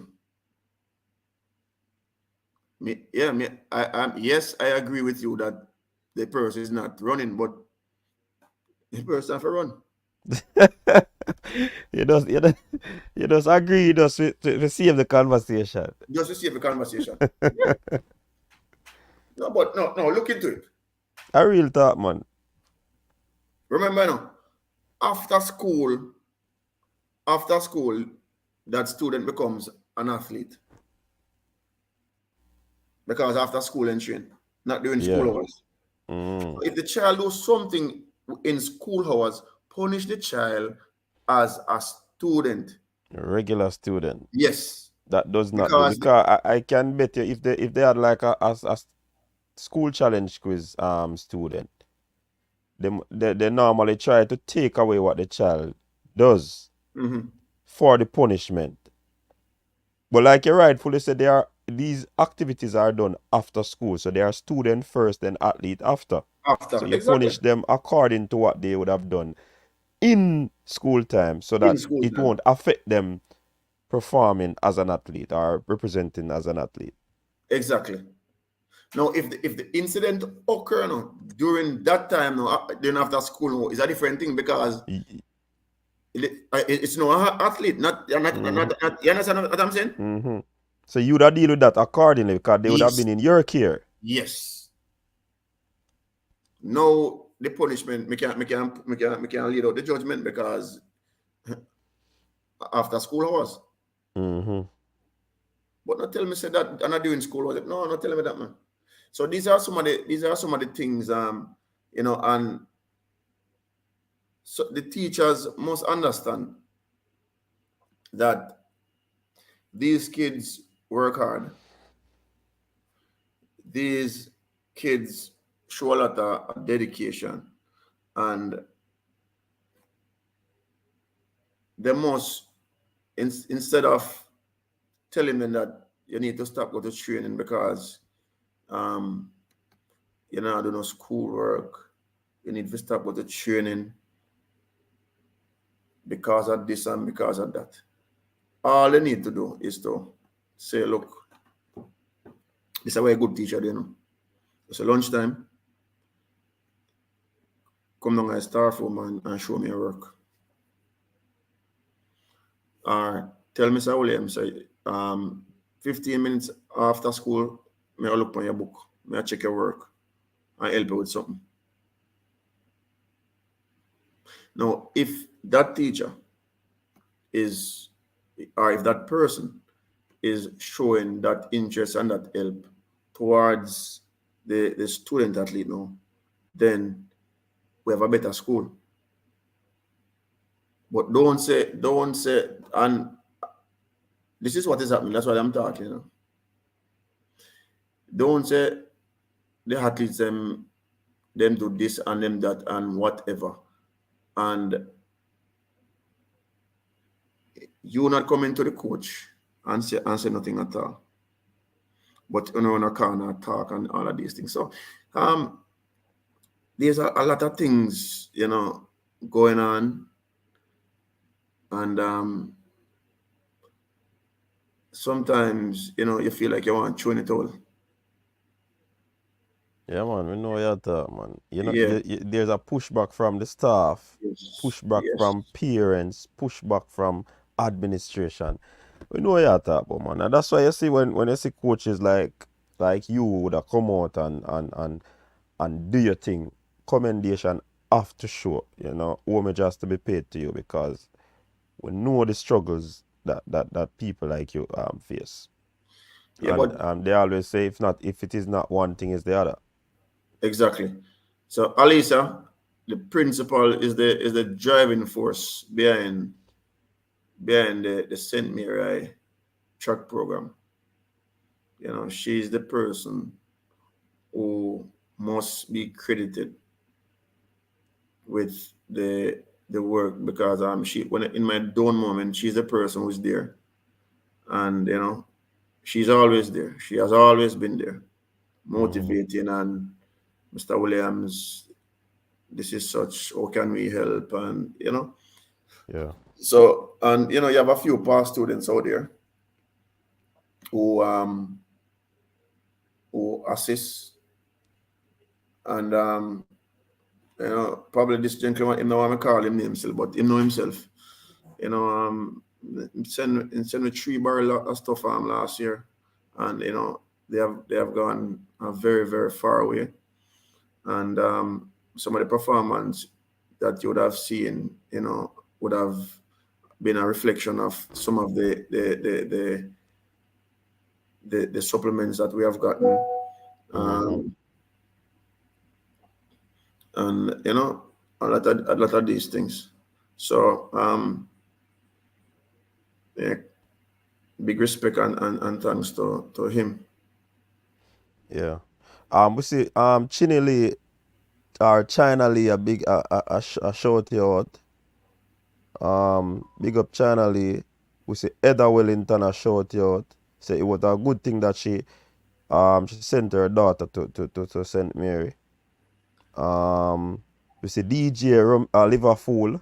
Romain a shout out. Me not say Liverpool, me say Liverpool. So Uh, yeah, man, you see, me know you're a Man U man, so you heard too.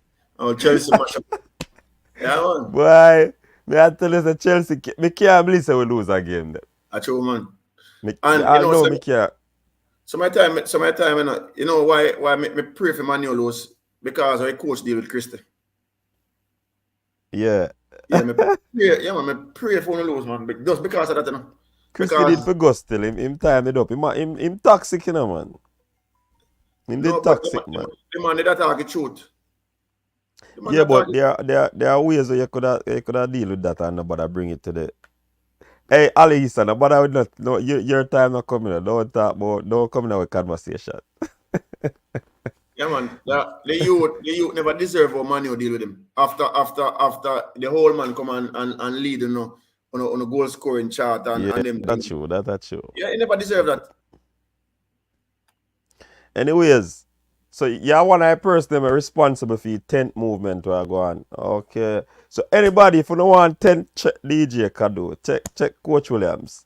Him a Chelsea man, I know them produce the tents all No, over the no, place. no, no, no, no. City, man, City.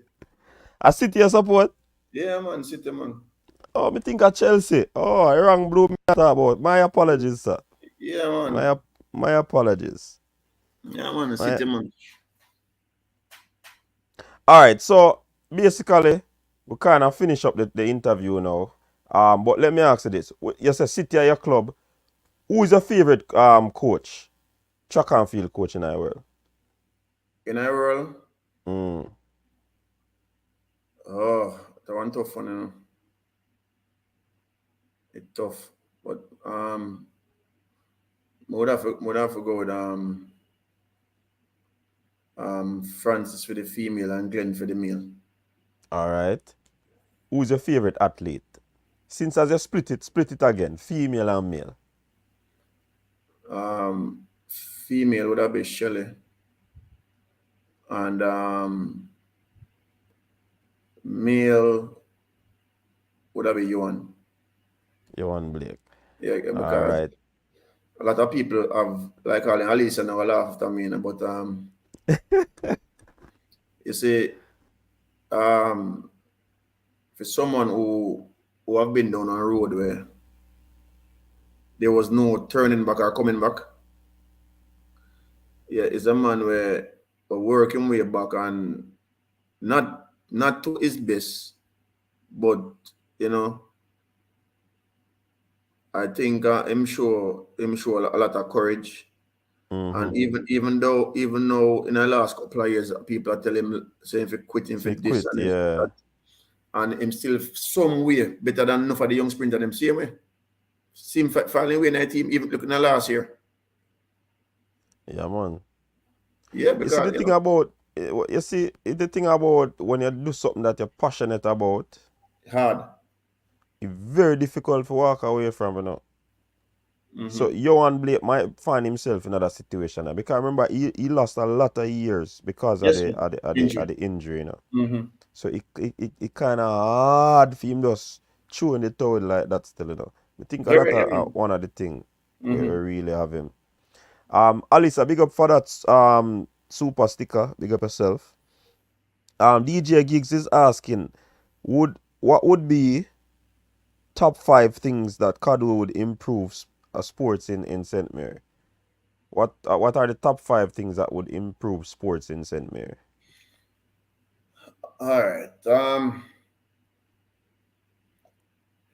The number one would be a field. Not even a state of the art field. But look at this. I was talking to a friend the other day, and he said to me that youth, I like how you're going, you know. You do big things, and you not even know where you do. I mean, I say, what do you mean? So him said to me, say, you know, if we get one feel in on the east side, I don't want to say St. Mary. You understand? So we get one track upon the east end. You know that all of the talent them we are drift or migrate to the central region or the urban region would have stay in a St. Mary or stay on this side. And the thing now would have be more even up. No, so when him said to me, I say, what do you mean? And I think about it and I realize it was a very valid point, because think about if we have a track with the necessary resources that can cater for the needs of these athletes. Now, when you look at the different athletes, the amount of athletes who are representing schools from Central and the Carpet area, a lot of these athletes are from the Eastern region. So the number one on the list would be a proper training field. 2 would have been you need a nice gymnasium, a nice gym, and 3 would have been more coaches being educated, because it is very difficult to get certified as a coach. Now, when coaching programs are education for coaches, when these programs are going on, you don't hear about it, because it is not advertised. It is people who know people say, oh, this are going, this are going, this are going. So so if you're not in a circle where you can hear say boy a coaching course is going on, and I'm speaking specifically to track and field. There's no way of people on the east side or on this side knows about whenever any of these coaching courses are going on. And I can bet my last dollar that out of the 4 regions, the coaches from the eastern region are, in terms of qualifications, are being certified. The number is greater by at least 50, probably 50, 60% than any other region. So we have a field, we have a gym, we need education for coaches or certification for coaches. I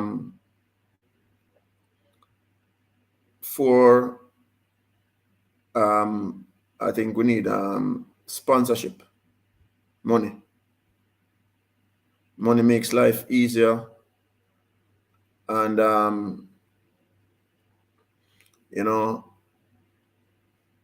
money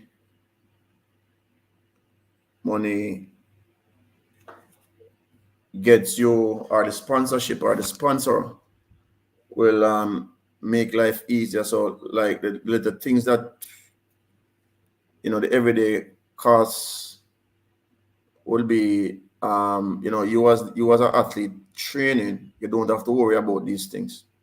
So you'll be your mindset will be you'll be more focused,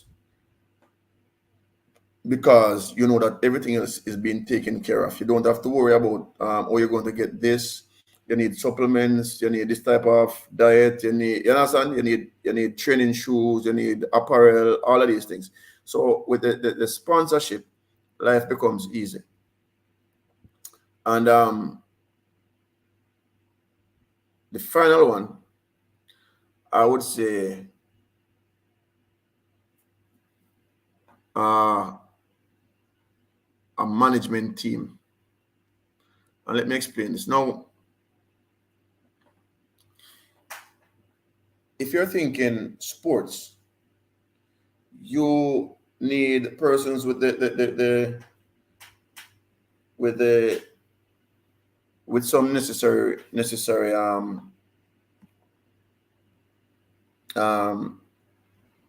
knowledge. I was about to say like educational background.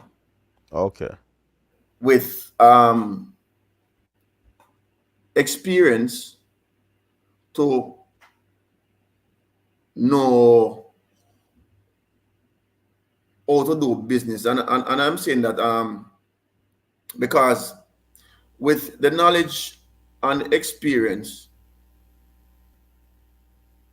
then these persons definitely will know how to manage certain things, or to get other people involved, or to draw people to and convince them to join for a worthy cause, or look 5 or 10 years down the road and see how profitable whatever we are going to do can do.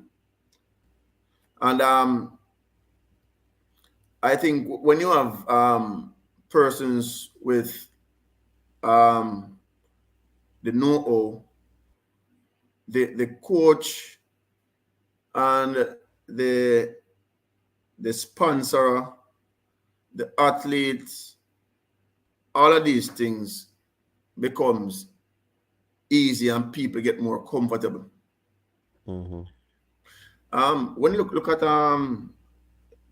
MVP with Bruce James at the helm,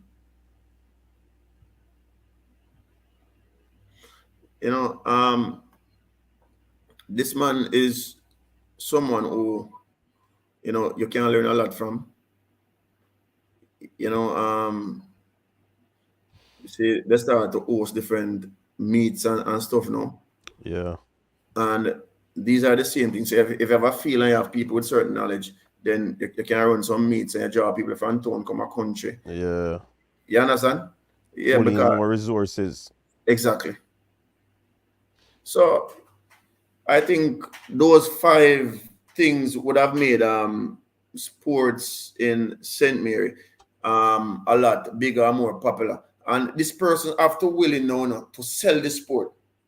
So if So they it's a have to market the thing too. yes. So it's ever footballer, cricketer, whichever, it still need that person with the know-how to reach other people and to reach investors to come in and spend some money. Sponsor, get them people. So I think if we can get those things, because even the neighbor in Portland would have come there, Senton would have come there instead of go all the way to Kingston or go to Mobile. You understand? So